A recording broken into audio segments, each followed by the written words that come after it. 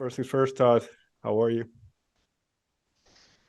I'm a little tired, the travel, jet lag, but I'm home and happy to be home for a couple weeks. And then we'll be doing fly dates every week for the next couple few months. So, yeah, doing things around the house. How different is life at home versus life on the road for you?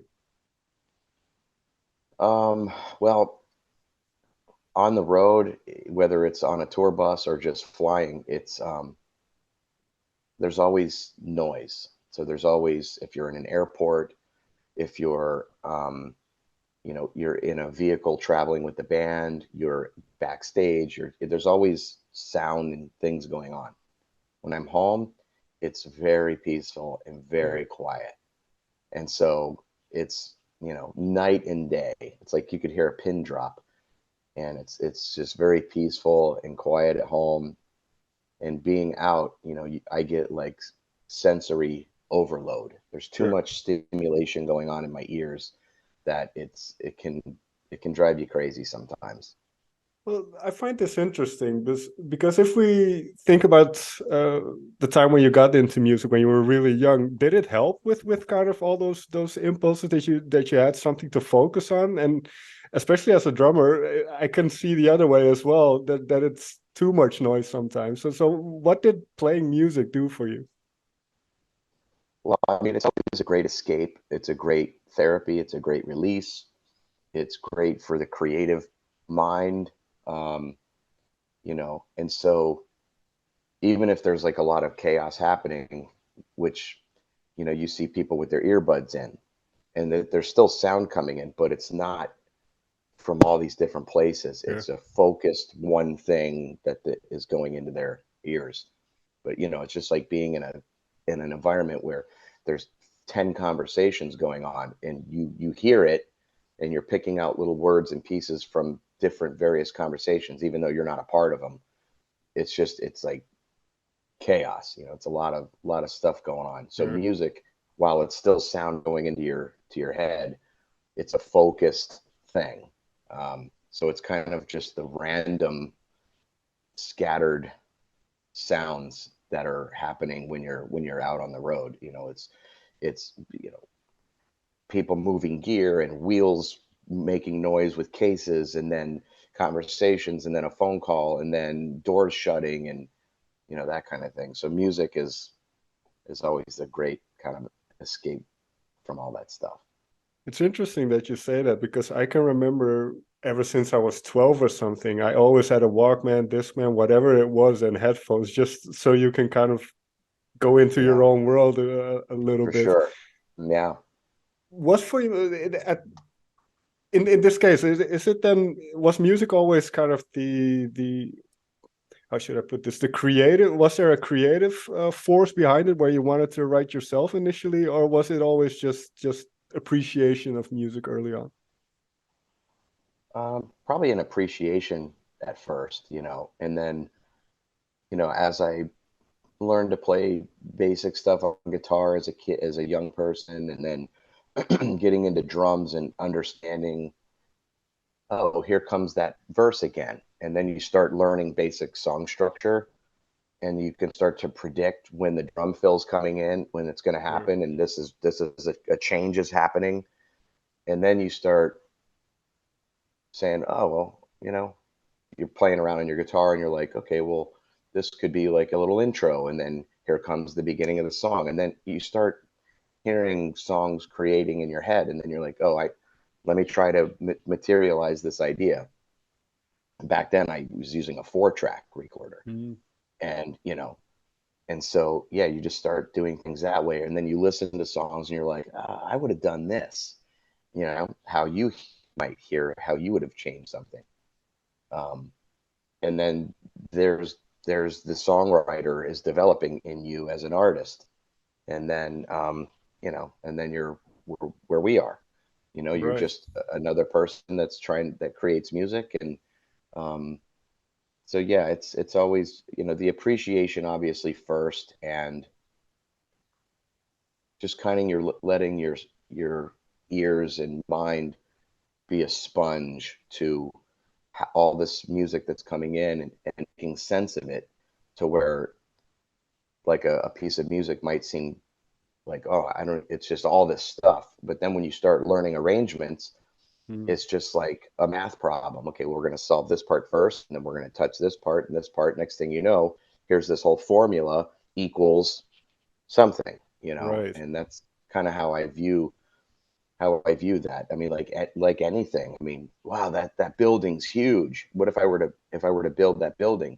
Well, it's still concrete block. It's still drywall. There's just more of it. It's just more square feet, but the principles are the same in many cases. I'm kind of Sure. generalizing here, but if you just take it in palatable bite-sized pieces and break it down, right? Like I see a guitar in the background, so you play I do guitar. also have a piano, so I'm trying to learn the piano now, and I see what you mean. If you cut the hands into pieces and just bar by bar, there's certain patterns Yeah, that you can recognize. And right. And so you say, okay, well, this guitar solo or this piano piece, let me take the little beginning and dun, dun, dun, dun, dun, dun, dun, dun, dun. Okay, now this hand, now the next section. Next thing you know, you're mm, playing. right. You're figuring out this otherwise complicated thing, but you just take it in pieces. Now, this So, process of songwriting, I find it very interesting because obviously you've been in multiple bands before Queensrÿche, but then in 2021 you also released a solo album. So I can imagine mhm. working on a solo album, it's very different than working with a band. So for you as a songwriter, what was it like kind of juggling the two, or what were the biggest kind of differences between the two? Well, in Queensryche, in a band situation, you're dealing with five people in the band and five opinions. Mm, And the positive to that is you're getting great ideas from multiple sources. And so if you have a writer's block or you're stumped on something and you're not really sure where to go, hey, check this out. I don't know where to go from here. Help me get out of this. Where would what should the next key or chord be? Oh, let me play with that. Next thing you've got these guys working together as a team. That's awesome. The other side of that, working on a solo record, it was me and Craig, my friend Craig. Um, yes, you are limited on the input from various people, but when you have an idea that you really like, you just put a stamp on it. It's done. mm, There's nobody else there to go, I don't really like that. When you really like it, you're like, that's how I want it to go. Um, doing a record on your own, you cut out all of the other opinions because they're not there, and so you just get to do entirely what you want to do. So there's a positive side to that too. Um, they both have their pros and cons, um, and I like them both for different reasons. That my I could say that my solo record was much easier to write and record and be done like way faster. But also, I don't have, you know, a discography behind me. I mm. could do whatever I want with nobody saying, well, that doesn't sound like whatever. I can do whatever I want. And so I think with Queensryche, you say, that's not really kind of our style. We should, so I think that that also played a role in why I could do whatever I want, and it didn't really matter that I had to please like a Queensryche fan Sure. base, for example. I mean, hopefully they like it, but I didn't write it trying to sound like Queensryche, obviously. So that wasn't even in my mind. I just wanted to write songs I wanted to write, and that's what Craig and I did. So that also kind of expedites the analysis. Sure. And I find it interesting. So very quickly before I continue on this, was it important for you to do that solo record? Because I can imagine when you have something where you can kind of express those thoughts and that creativity, then it's easier to get back to with the band and kind of join that in a fruitful fashion. Yeah, I mean, there's things that I would want to do musically, vocally, Sure. lyrically, not really lyrically, but just musically and vocally Did you that, drum? yeah, Okay. that I know, wouldn't be appropriate for Queensrÿche. It just wouldn't Mm, sound like Queensrÿche. So instead of me trying to inject these ideas into a Queensrÿche song or a record forcefully, just say this is not in the style that Queensrÿche would write. This needs to go somewhere else. And so, vocally, I was able to do things again that were probably not fitting for a Queensrÿche song or album, and it made me not care to feel like I have that I want to inject that into Queensrÿche. Like, oh, right. I want to do this. So because it was my own, it let me get everything out of my system at that time that I had no other way to do. So it was important creatively and artistically, and to also show people, hey, I don't just sing like the Queensrÿche style. I don't, Right. I can do way more with my voice. Check this out, you know. But talking about Queensrÿche then, because what I find very interesting, walking that line between what you've already done, but also exploring new areas of creativity, but then also, as you mentioned, fans, especially when you're an established band, already have a notion of what type of music that you make or what they want to hear from you. That Mhm. balancing act, and especially for a band like Queensrÿche, who's been so diverse over its 40 years, how do you make those decisions? Especially, let's just take the new album, the latest album, Digital Noise Alliance, as an example. How do you kind of walk that line between doing what you guys in the band want, but also making sure it's not too crazy for a Queensrÿche album? I don't think that we've ever, as a band, come up with something and then said, this is too Okay. this is too crazy to put on the album. Um, Eddie writes a certain way, Michael writes a certain way, um, you know, and so when they bring musical ideas to the table, it's with every bit of understanding that this could go on the record. This could Mhm. be, they're not writing hip hop stuff. They're not writing Sure. country riffs. They're not writing black metal riffs or, melodic death metal or anything. It's rock, hard rock, some soft stuff, and, some metal stuff. So it's all within the boundaries of what Queensrÿche can Okay. can do and totally get away with. Um, so we've never really run into a situation like that. I Okay. don't know if I Because answered your question. no, no, no, you did, because Okay. I think that sense of diversity in your music is embedded within the band. So you have I would say a lot more A lot space of to room. explore. Yeah, Yeah. and Yeah. and so for instance, if we take a song like Tormentum, which just had a new video release last week, it's on the Mhm. heavier side, but it fits well with the rest of what you do. So if we take that song in particular, what was the starting point? How does a song like that come together? I think that song started with, let me see. I think it started out with the when the band kicks in, digga digga digga digga da digga digga digga digga da bound, digga digga digga digga da. Michael had that. I think I don't remember if the intro. I don't remember if that was part of his original idea or if he added that later. But I remember um,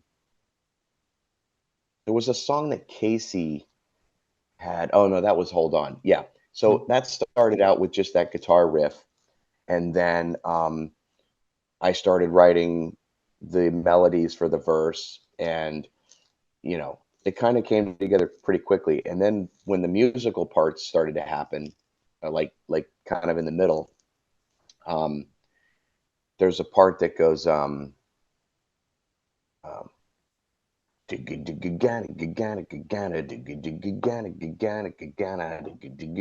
it's like in a seven time. I had a riff that I said to Michael, "Hey, check this out," and it was like 7/7. I think it went 1 2 3 1 2 3 1 2 3 4. Mm. Then it went 1 2 3 4 1 2 3 1 2 3. So I reversed them, and so that whole that thing came from a thing that I had Okay. that was like a prog guitar musical thing, and it was just kind of simplified more into just a straight 7 time. So that section came up, and then this whole then Michael picked up with this. There's a drum part, and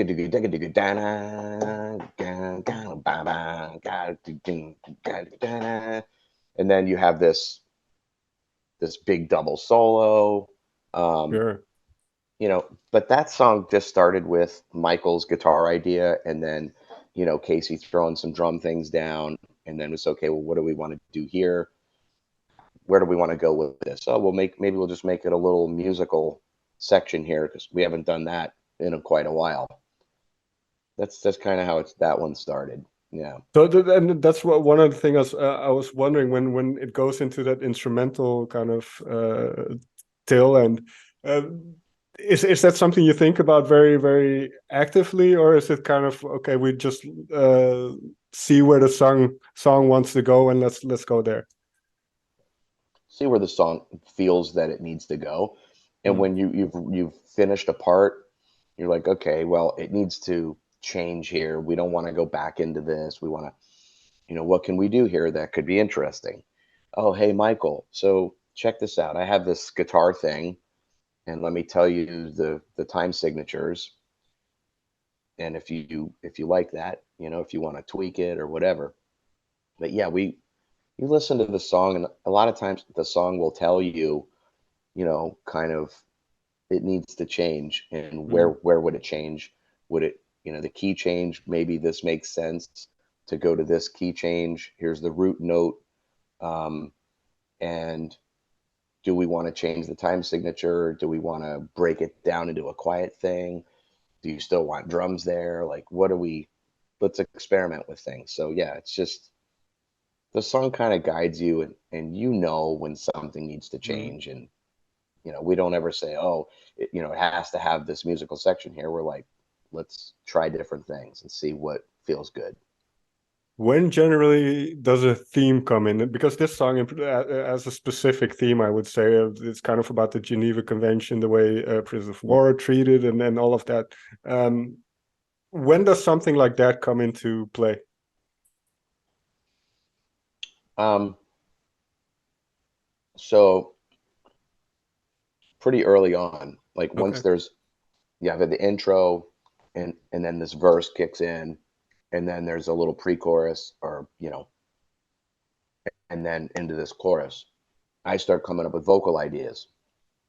Da da ba da da ba ba da da da da. Now now. I want that you know to poke out, so I don't want to sing over that. I remember because it's a weird timing thing there too, where Mm. the guitar in the next one goes, and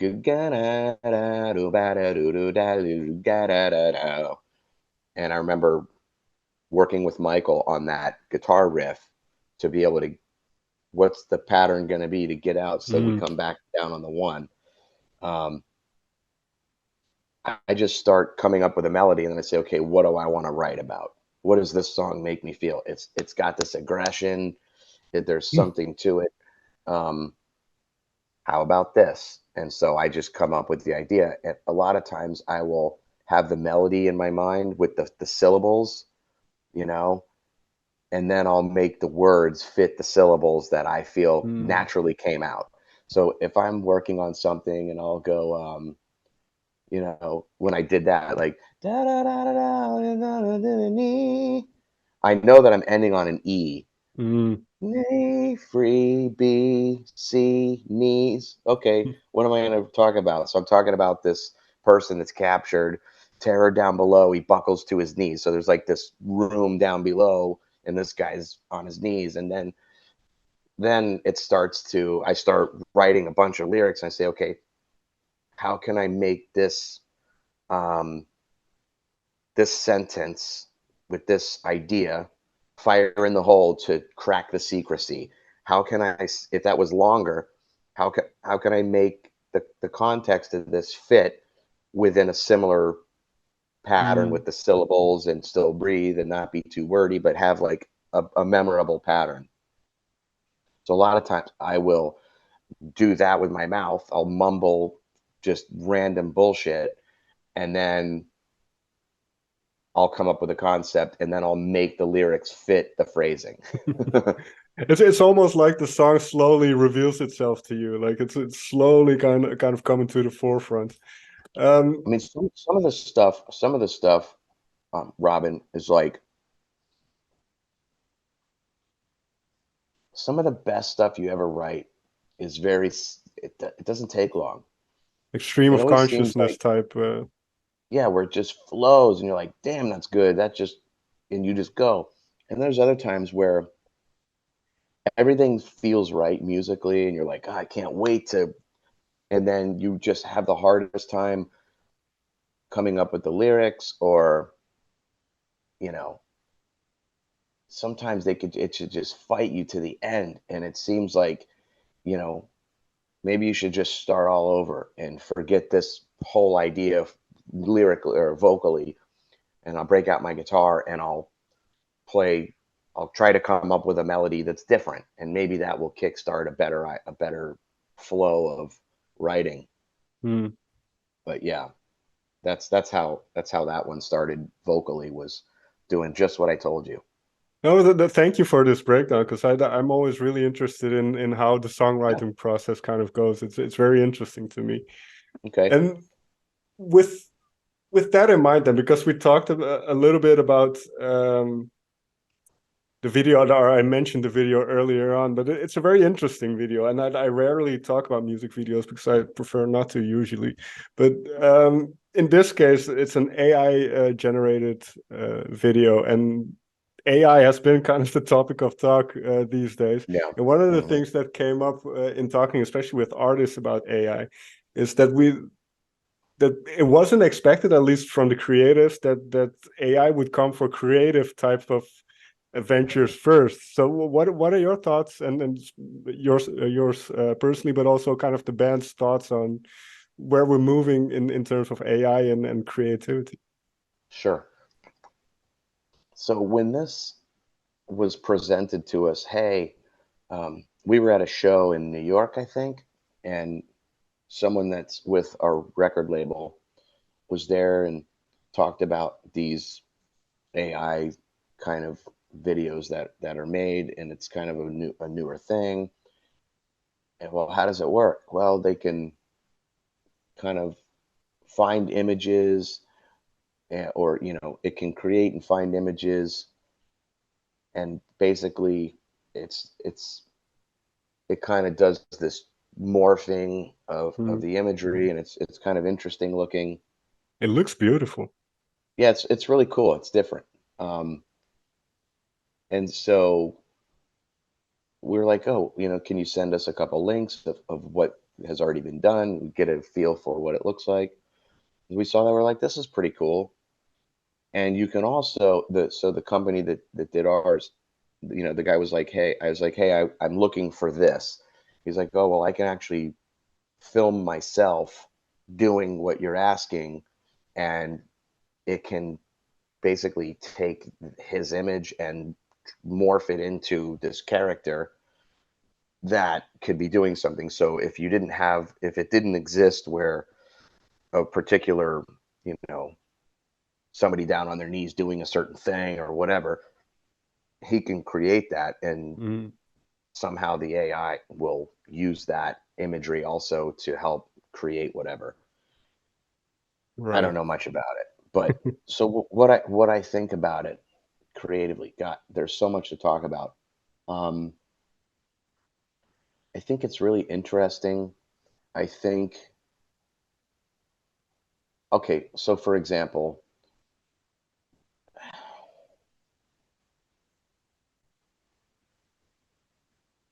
I know that there's like AI assist in Photoshop, right? And so there's a picture of you or whoever does, and they want really badass hair for this shot. They're playing guitar, and you know, you can totally make somebody look however you want. Sure. If you were doing a band photo shoot, and you're like, hey, I want red leather pants, a black leather jacket with studs. I want, and I don't own these clothes. Let's say you don't own these clothes, this Mm, wardrobe for a photo shoot. Cool, don't worry. You could just wear, regular pants and this and that. Next thing you know, you don't even need to like buy clothing for a photo shoot. You don't need to. So and it can be passed off as really real. sure. I mean, dude, there's a picture of me with the guys from Armored Saint for I was a part of their documentary film. And so I Mm, flew to LA, and there's a picture of me and Phil, one of the guitar player, one of them. And he's wearing like a black leather jacket and like a plaid kind of a shirt. I had all black on. And next thing I know, I see online from, I think he posted it, and it's a picture of me and him in front of the poster for the movie. And we're both wearing like tuxes, like with a bow tie. Like it looks totally real, dude. I mean, I've zoomed in. It looks it looks 100% real. As we're talking throughout this interview, I'll find the picture and I'll show you, and you'll be like, "Holy crap!" It looked, as I'm just talking, I'm looking at my phone for it. sure, no It worries. looked it looked so real, and it was like, and I was gonna message and be like, "Dude, how did you do that?" So I think that it has its advantages, but at the same time, if anybody can just put on clothes that they never really had, it kind of just takes away, like when you see somebody that's really creative and artistic Right. fashion, they're like, wow, that anybody can just go, I want to look like that. And then they just, you know, next thing you know, they're dressed like that. They didn't have to really put it together.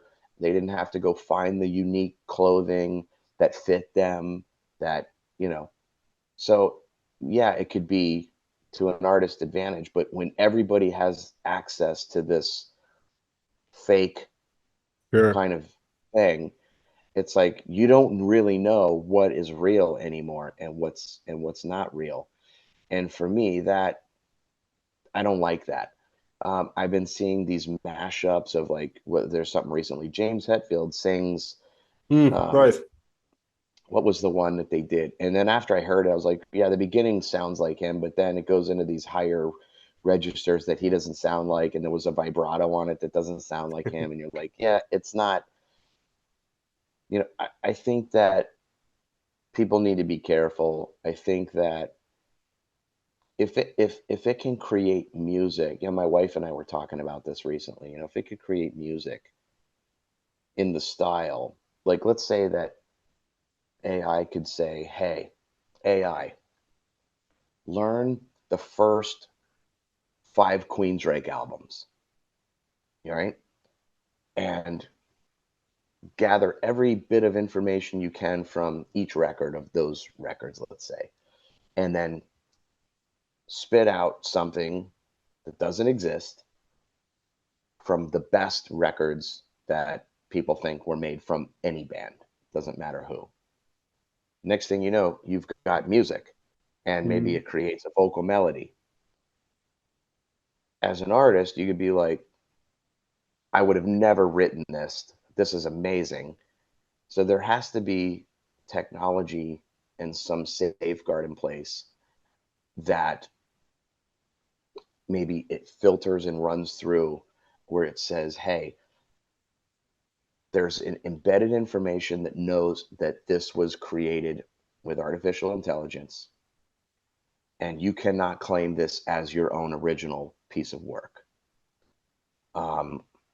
Yeah, Because I think that's. otherwise, Oh, sorry to interrupt, but I think that's definitely important because I can't remember what it was, but I heard they took the voice of a politician and made him say something, and it just sounds like it's real. So when that becomes indistinguishable from what is real, then it becomes a bit scary.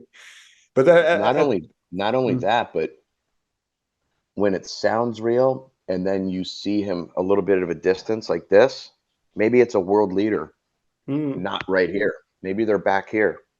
And I'm saying things and it looks like the real person saying, we are going to wage war against Islam. We're going to wage war against the right. West. We're going to wage war against you. And people are going to look and then they're going to say, he said that. And there could be so much damage before now you're trying to clean up the mess that But even never if you was real. retract it, the damage is already done oftentimes. Well, I mean, there would be nothing to retract. You would have to just say, this is not authentic. Right. And at that point, at least in the US, I don't know what it's like over there, but people already justify Sure. ridiculous shit that is real. I think You know? that's true everywhere where there's Yeah, but internet. I That's mean, like true, I think. you saying, oh, this person said that. Well, that's not what he meant. Or, there's all this justification for things that are actually said that are not Mm, good. Now, can you imagine horrible, like faked things? I mean, it could be, you could have a celebrity thing turned into like an inappropriate video, sure. and somebody claims something, and you're like, that's this, a woman could say, that's not me, and you say, well, look at the video, you did Right. this. Right. And now this woman is shamed publicly for something she didn't do. But it's when your eyes see what they see and you're convinced, it's really hard to unconvince Yeah. somebody. And when the technology can be so convincing, like you said, how do you distinguish what's real and what's not real? The only way you can do that is if there's information within that, whatever it is, just like there's metadata in Right. photographs, videos, there's things in there that, a computer scientist could tear that thing apart and say, here's the origin of this. This is the equipment that it was created on. This is the day and time and blah, blah, blah, blah, blah. But who wants to go through all that when you've Right. already been accused of being a pedophile or a rapist or a thief or Sure. a racist or whatever, anything bad? So that can be really scary. The one thing AI can't do is replace a live performance. Okay, you can have a hologram. Well, it looks real, but it's not real.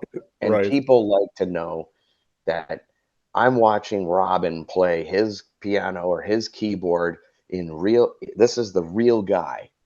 And no matter how simulated something could seem, human beings, we understand that human connection. And I don't think AI is gonna be able to do that. But it kind of sucks where AI could. There was a thing on a guy's channel, um, and it was talking about AI, and it's a guy named Rick Beato, and he was talking about AI and this whole Drake thing. Mm, He's like this rap guy, whatever, but he's like really famous and probably has tons of money, whatever. But there was an AI of this artist, and it was said that way. People some people were saying they like the AI artist better than the real artist and what right. it produced. That's scary, you know. Y- Yeah, but I I mean, think you do make a really good point that the human connection element will never be replaced. It's yeah, impossible to do that artificially. yep, So, but for yeah, sure. as you mentioned, we can talk hours about this subject. It's very interesting. But Thank you so much for taking the time to talk with me. You're welcome.